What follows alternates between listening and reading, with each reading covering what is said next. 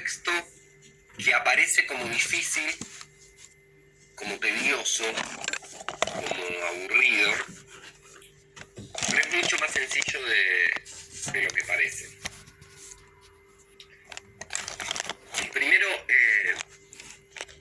hay que encerrarlo en un tipo de texto que es crítico descriptivo. ¿No? Está criticando el proceso económico del kirchnerismo y al mismo tiempo lo están describiendo. De hecho, si bien el texto es viejo y ya hace tiene 3, 4 años, hace un par de años que lo estamos dando en la materia. Ahora, si ustedes rastrean a este muchacho Daniel Steingart, que es director de estadística director de estadística del Ministerio de Producción que está a cargo Culfas, van a ver que él está llevando adelante, digamos, una especie de vocero, ¿no? Toda una línea de desarrollo, del desarrollismo. Él es desarrollista desde siempre, y sobre todo en esta disputa entre la ecología, el ecologismo y la transgenia, el desarrollo transgénico, etcétera, etcétera, etcétera. Y él está dando una batalla bastante fuerte ahí solo, pero muestra en cierto punto algunas de las cosas que se escribieron en este texto. Fernando Porta también es un economista social, si se quiere, también desarrollista. Cuando hablamos de la idea de desarrollo nos tenemos que ir a la línea de Frondizi, ¿no? La idea de la construcción de la ciencia y el desarrollo tecnológico como base para la construcción económica. Eso más o menos para poner un eje de los que escriben. Y a Stark-Angelo, la verdad no lo conozco. No lo conozco ni de vista, ni de leerlo, ni de nada más allá de este texto. Igualmente me parece que cuando estaba pensando hace un rato cómo encarar una clase con un texto que merece, por el trabajo que hicieron, merece más tiempo nuestro para dedicarle, pensaba, bueno, cómo mostrar la clave del texto, ¿no? Sí, está bien, es desarrollista, sí, está bien, es una crítica a la economía durante el periodo kirchnerista, lo que se conoce como la postconvertibilidad, pero también es cierto que cuando yo le decía que era un texto en clave crítica y a la vez descriptivo, también pensaba, bueno, cómo entender un poco esa crítica que hacen y cómo entender también cómo es descrito. Y las claves las tienen ustedes en el texto. ¿Por qué? Porque apenas empieza el capítulo que ustedes tenían que leer, esto es un proyecto político con objetivos económicos, esa es la clave, ese título, ¿sí? ¿Por qué? Porque al final, en mi relectura, al final ellos dicen, en la página 136, ellos dicen: la mejora de la distribución del ingreso ocupó un lugar de privilegio político. Elevar la participación relativa del asalariado, también reducir la brecha de ingresos en términos intemporales. La gestión política de la economía siempre estuvo orientada por estas participaciones, por estas preocupaciones que respondían a uno de los objetivos principales del proyecto político kirchnerista, la inclusión social. El proyecto político kirchnerista, siguen en la 138, tuvo un objetivo económico principal. Cada vez que la coyuntura amenazó su cumplimiento, reaccionó con medidas que sostuvieran el nivel de actividad y defendieran el empleo y el salario. La acción del gobierno fue siempre fiel al propósito de mejorar la distribución del ingreso, y con mayor o menor eficacia y profundidad en distintos momentos, ese objetivo fue preservado. ¿Por qué me parecía importante arrancar leyendo esto? Porque nosotros vamos a ver a lo largo del proceso kirchnerista cómo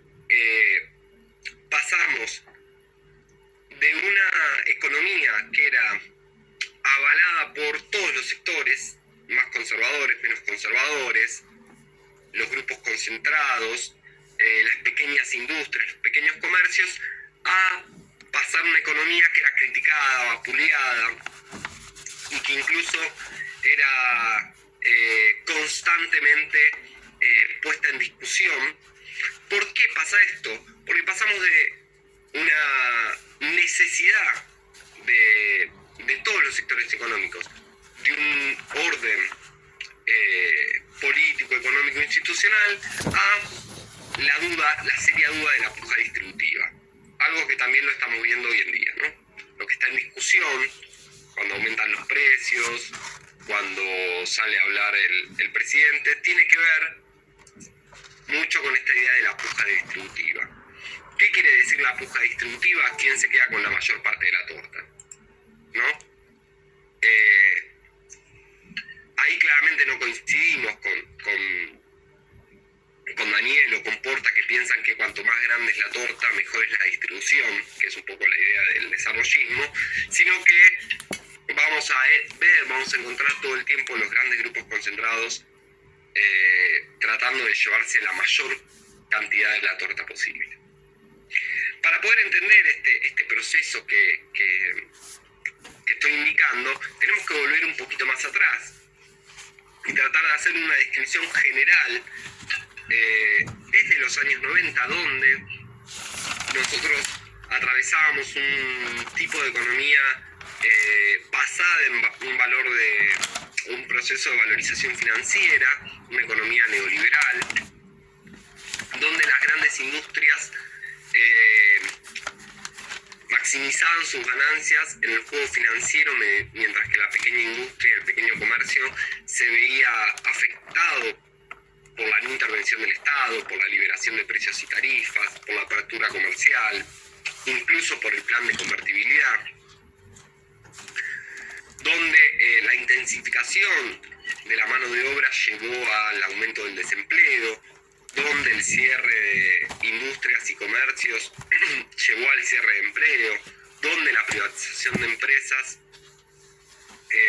estatales llevó al aumento de los índices de desempleo en la Argentina, creció la pobreza, creció la desigualdad, se aumentó la brecha entre las clases altas y las clases medias bajas y populares o clases bajas, y donde todo ese sistema de valorización financiera, esto quiere decir de ganar guita jugando en la bolsa, jugando en el plazo fijo, jugando en el sistema bursátil bancario, terminaba generando un círculo vicioso de endeudamiento, básicamente porque los principales jugadores eran actores concentrados de la economía, grandes grupos, grandes fondos de inversión, que venían, invertían en la Argentina, sacaban o maximizaban sus ganancias y los dividendos, esas ganancias, se las llevaban al exterior en forma de dólares.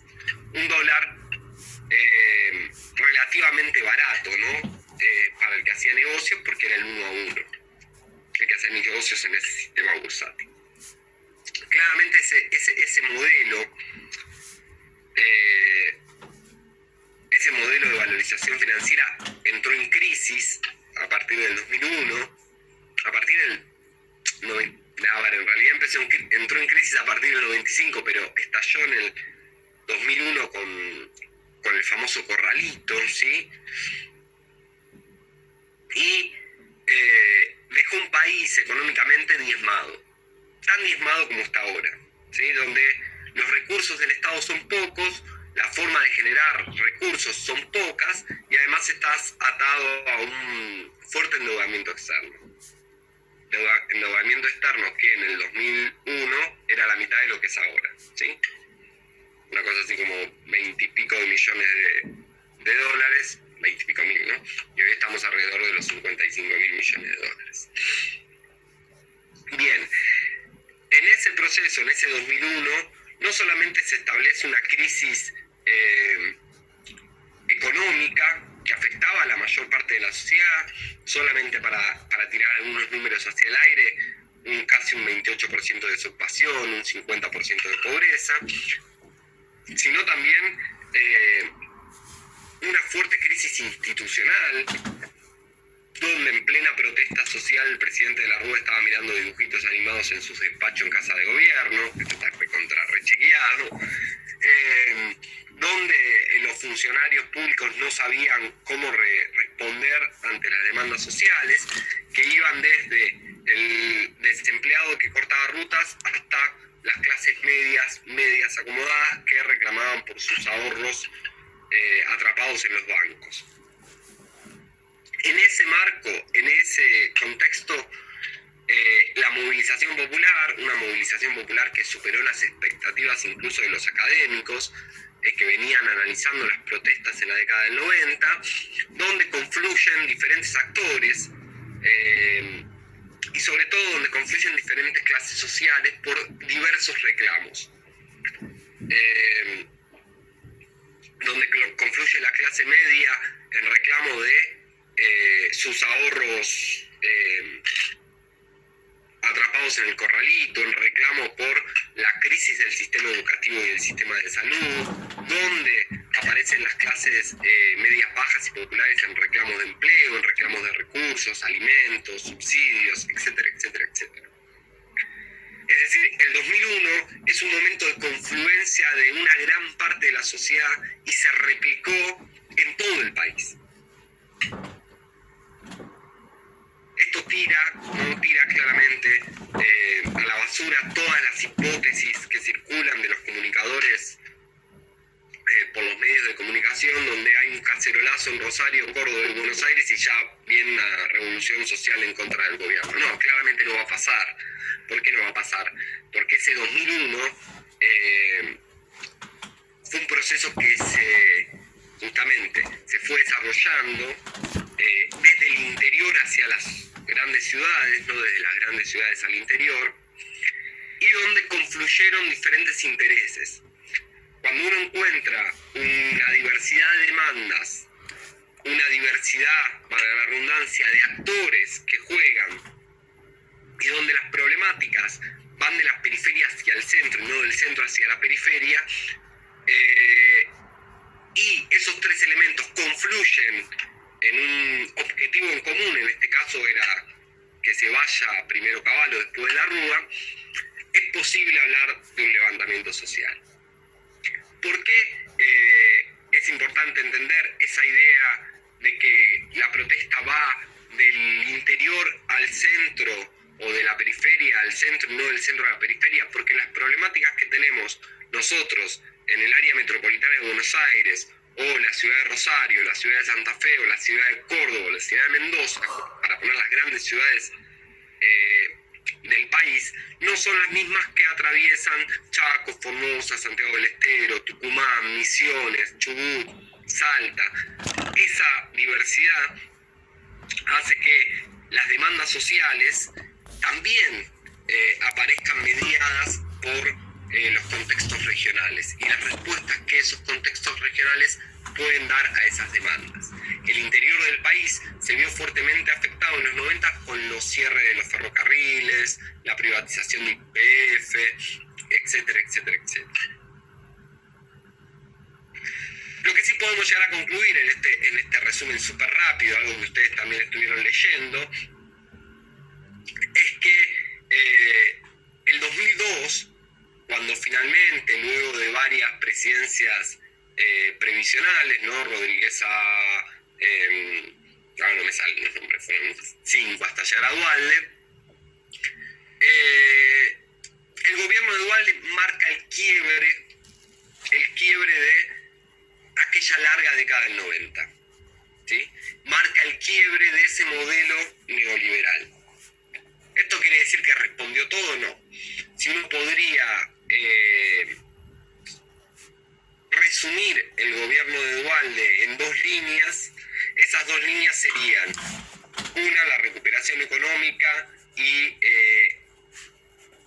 la salida del modelo neoliberal, pero por otro lado la represión a la protesta social o al reclamo social en su conjunto. De hecho, los asesinatos de Maximiliano Costecchi y Darío Santillán en Puente Avellaneda, en la estación Avellaneda, en el medio de una protesta por planes sociales, muestra a las claras cuál fue la política del gobierno de Duhalde y también los límites que tuvo esa política cuando tiene que llamar elecciones y salir anticipadamente del gobierno. Sin embargo, en el aspecto económico podemos decir que a partir sobre todo del periodo de Labaña, que es el segundo ministro que tiene Duhalde, hay un reacomodamiento de piezas. A mí me parece interesante ese punteo que hacen en el trabajo porque por un lado hay una salida de la convertibilidad, el dólar ya no vale un peso. Segundo, hay un proceso de especificación, tanto de deudas como de ahorros, lo que termina favoreciendo a los grandes grupos económicos, ¿sí?, que se endeudaban para jugar en el sistema financiero. Bueno, al especificarse, terminan beneficiando a esos grandes grupos económicos.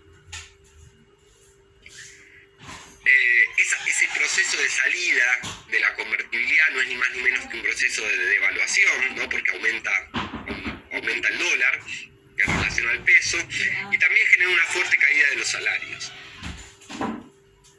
Pero al mismo tiempo acompaña otra situación más distributiva, si se quiere, es que el dólar alto termina favoreciendo las exportaciones,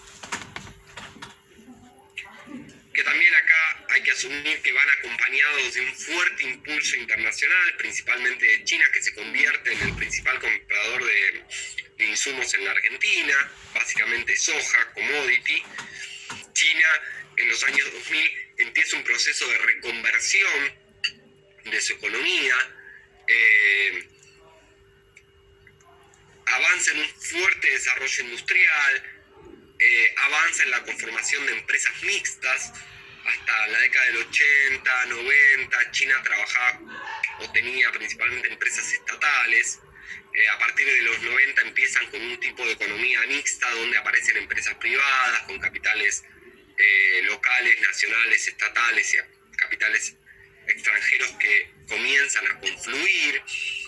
Ese desarrollo industrial chino termina generando una mayor demanda de alimentos. No es que comían soja, sino que la soja servía para alimentar, por ejemplo, a los chanchos, base de la comida de China. Por consiguiente, esa demanda internacional, acompañada por un dólar alto, incentiva a los sectores exportadores a empezar a producir. Por otra parte, el gobierno de Duhalde genera un fuerte aumento del gasto público. Ese gasto público lo va a distribuir, a pesar de digamos, hay que decirlo, ¿no?, a pesar de que la Argentina estaba con un fuerte déficit fiscal. Cuando nosotros hablamos de déficit fiscal, lo que estamos diciendo es que el Estado gasta más de lo que tiene, ¿sí?, gasta más de los ingresos que tiene, como cuando nosotros usamos la tarjeta y siempre estamos pagando la tarjeta, ¿no? Bueno, eso significa que estamos gastando más de lo que tenemos. A pesar de eso, el Estado comienza a trabajar fuertemente en el gasto público que va a tener dos caminos. Uno, el desarrollo de la obra pública, ahora vamos a volver a eso, y el otro es el aumento de los beneficiarios del plan Jefes y Jefas de Hogar, un plan que puso en marcha el gobierno de la Rúa, un plan que venía a romper las lógicas de la política focalizada, porque quienes gestionaban esos recursos ya no eran los estados provinciales o las intendencias, sino las propias organizaciones sociales. ¿Por qué hace eso el gobierno de la Rúa? Por una cuestión clara que plantea Lo Bolo. Porque de esa forma, si en vez de darle plata a las intendencias o a las gobernaciones, se las das a las organizaciones sociales, evitas, si se quiere, el desarrollo de la actividad de punteros, ¿sí?, la actividad punteril, básicamente considerando que el peronismo, el justicialismo provincial, los justicialismo provinciales son los que condensan una fuerte base de punteros, ¿no? Después el PRO, ese grupo alineado de sectores peronistas con sectores que venían de otros lados, outsiders, supo aprovechar esa lógica punteril y la aplicó en la ciudad de Buenos Aires, ¿no? Entonces vos tenés todas las villas de la ciudad de Buenos Aires o los barrios populares llenos de punteros que vienen del PRO. Esto también lo hizo el radicalismo en la provincia de Santa Fe, por ejemplo, en la provincia de Misiones. Digo, no es una lógica que es peronista, digo, es una lógica general de los partidos políticos. También lo hizo el Partido Demócrata Progresista en Santa Fe. Digo, es una lógica común. Pero evitando que sean los punteros o los partidos políticos que administren esos recursos, le sacaban poder a las intendencias locales y en cierto punto calmaban las aguas dentro del movimiento de los ocupados. Duhalde siguió con esa lógica, con esa distribución de ingresos o ese reparto de recursos hacia las organizaciones sociales, y mientras tanto el aumento de las exportaciones le permitió aplicar retenciones a la exportación de bienes primarios, básicamente de soja.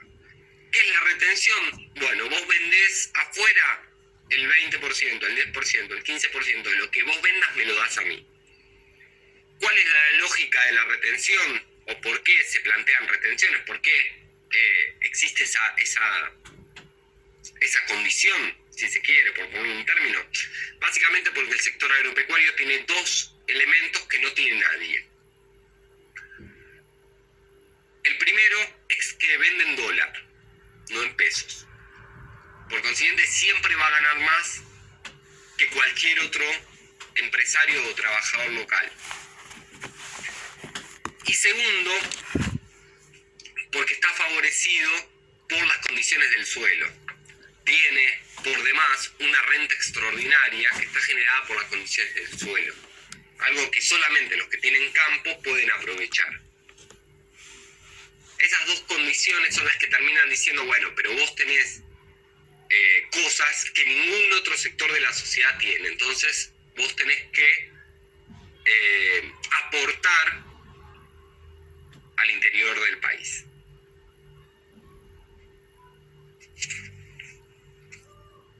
El gobierno de Duhalde le permitió, en cierto punto, a la Argentina restablecer un orden económico. El llamado a elecciones termina restableciendo un orden institucional, y el triunfo de Néstor Kirchner en 2003 configura un giro estructural de la política argentina.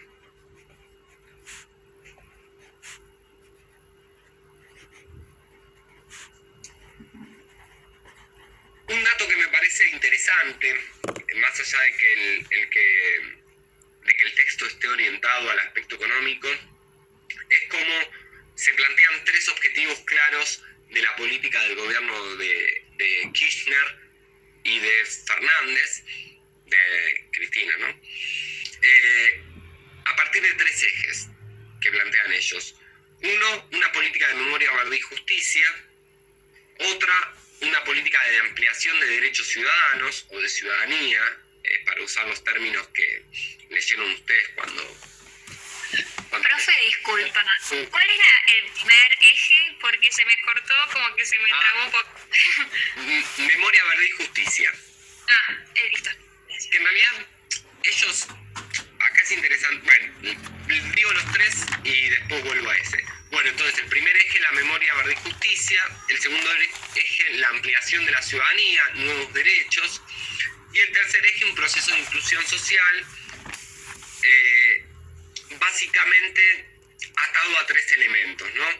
El incentivo al consumo o a la demanda, la distribución del ingreso y la generación de empleo.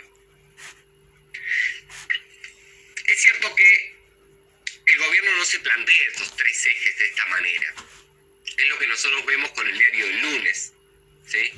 también es cierto que en el caso del primer eje, de memoria, verdad y justicia, no es que el gobierno de Kirchner dice vengo a por la memoria, la verdad y la justicia. No, en realidad es un proceso que se da acompañado por la Corte Suprema cuando anula las leyes de obediencia dividida y punto final, a partir del caso Poblete, que es un juicio. Hay un juicio, el juicio va a la Corte falla a favor de una víctima, de un desaparecido en dictadura, y dice, bueno, no, hay que condenar a este represor, y además las leyes de obediencia dividida y punto final son inconstitucionales. ¿Por qué? Porque esto que pasó es un delito de lesa humanidad, no prescribe y está avalado por los derechos internacionales. Entonces eso le abre el camino a una política de memoria, verdad y justicia. Más allá de que el gobierno de Néstor Kirchner promueve un cambio cultural de rever la historia, de revisar la historia. Eso no necesariamente cambió todo, porque si ustedes ven los partidos, sobre todo en la provincia de Buenos Aires, los partidos provinciales, hay por lo menos 5 o 6 partidos cuyas listas estaban formadas por militares. De hecho, incluso en el 2003, el intendente de Escobar era Patti, ¿sí? Jefe de la policía bonaerense, hoy condenado por delitos de lesa humanidad. El intendente de San Miguel era Aldo Rico, responsable, cabecilla de los levantamientos militares en el 86-87. Digo, hay ahí como un juego raro de decir que era un objetivo en sí. Pero con el diario del lunes sí. Respecto de la ampliación de la ciudadanía, claramente también lo vemos desde este lugar, desde el diario del lunes. ¿Por qué? Porque es una década, esos 2003-2015, donde sí hay una ampliación de derechos, matrimonio igualitario, asignación universal por hijo como derecho, identidad de género, pero no necesariamente esos derechos son promovidos por el Estado, sino que son, si se quiere, absorbidos por el Estado. Son demandas sociales que el Estado absorbe y da respuestas. Algo parecido podríamos hablar sobre el peronismo, ¿no? Bueno, algún peronista dirá, bueno, no, Perón le dio los derechos a los trabajadores. Sí, es verdad, los digo. Pero esos derechos son demandas anteriores. Si nosotros discutimos la ley del aborto, la ley de adopción, cualquiera de las dos para que ningún sector se sienta discriminado, no son que se los da el Estado o el Congreso, no, son demandas sociales que el poder político las absorbe y da respuesta.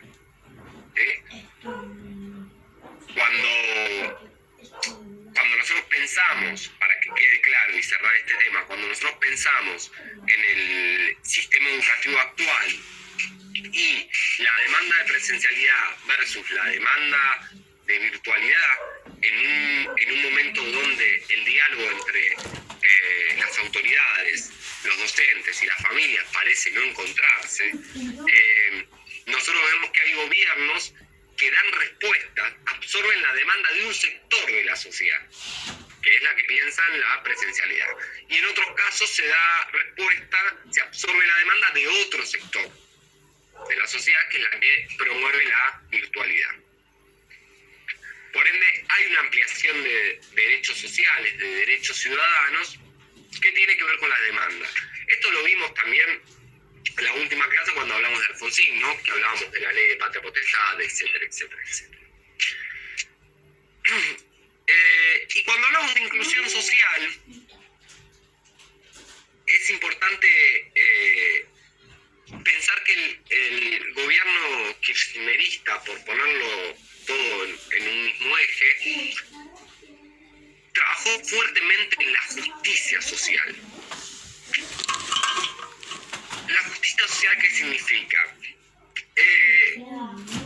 Para poner un ejemplo, ¿no? Que decía, vos tenés un muro y la persona que es alta puede ver a través del muro, pero los que son más bajos no.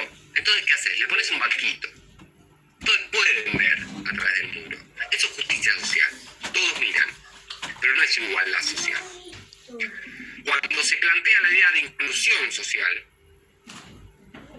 se plantea la idea de que esos ciudadanos que, por razones estructurales, no se sienten parte de la sociedad, esto quiere decir que sus derechos son vulnerados, que sus condiciones de vida son paupérrimas, que corren más riesgos, ¿sí? Diría Beck, en la sociedad del riesgo global, que están todo el tiempo corriendo riesgos. Corren riesgos de contaminarse, corren riesgos de morirse de una enfermedad, corren riesgos de morirse de hambre, ¿sí? Lo que hace el Estado es poner una plataforma de sostén para que no se caigan de la sociedad esos ciudadanos. Esa plataforma se da también con los derechos. Pero como volvemos para atrás y dijimos que el principio del kirchnerismo está basado en una fuerte crisis política, institucional y económica, la inclusión social es leída como una inclusión necesariamente económica. ¿Por qué necesariamente económica? Porque la situación política había cambiado, aparecían nuevas fuerzas, por este lado, y bien digo, por este lado, más a la izquierda, lo que va a ser el Frente de Todos, un partido provincial que comienza a nacionalizarse, viene de Santa Cruz. Néstor Kirchner fue el principal opositor a las políticas menemistas o a las políticas neoliberales. Después podemos criticar todo lo demás, ¿eh? Acá estamos hablando de una posición ante un modelo de desarrollo, un modelo económico, y por el otro lado, el PRO, ¿sí? Propuesta republicana, el partido que confunda Macri, que era justamente un partido compuesto por sectores empresarios, del empresariado y de la política, muy ligados al menemismo, y a las políticas neoliberales. De hecho, Franco Macri, el papá de Macri, o el grupo Macri, es uno de los grandes beneficiarios de la dictadura y de la obra pública, ¿no? La famosa patria contratista, ¿sí? Con el grupo SOCMA. Y ni hablan con la privatización del correo argentino, etcétera, etcétera. Entonces se abren dos polos nuevos que vienen a confrontar al viejo polo bipartidista de la UCR y el PJ. Cambia. Más allá que el PRO tiene una base muy peronista, muy PJ, y